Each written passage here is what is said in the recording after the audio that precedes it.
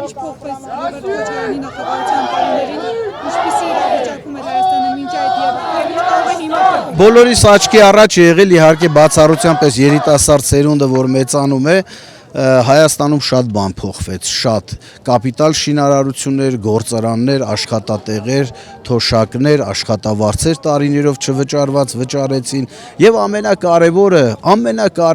սոցիալական հարցերը դեռևս իրենց հերթին, ամենակարևորը բարոյահոգեբանական մթնոլորտը Հայաստանի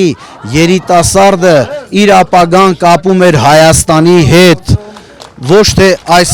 այսօրվա նման, որ երիտասարդները անորոշության մեջ են, որոշակիություն է պետք եւ այդ որոշակիությունը մտցնող թիմն է պետք։ Ռոբերտ Քոչարյանը այնպիսի քաղաքական առաջնորդ է, որ Արցախը երբ որ եղել է անհույս վիճակում, ստանձնել է պարտականությունը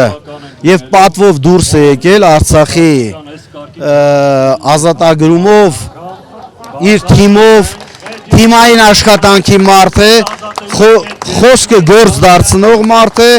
եւ կարծում եմ այս անգամ էլ ուժը եւ էներգիան բավարարելու է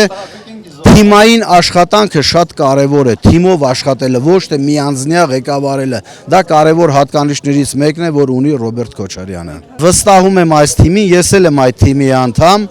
որովհետեւ այդ թիմը միշտ խոսքը գործ է դարձրել եւ այս թիմում չկան առնետավազքի մարդիկ Ոնց 90 թվականից ճանաչել եմ այս մարդկանց, մնացել են նույն թիմին, մնացել են նույն գաղափարին, նույն համոզմունքին, դրա համար վստահում եմ եւ շարժվելու ենք առաջ, մինչեւ մեր կյանքի վերջ այս թմով ենք լինելու։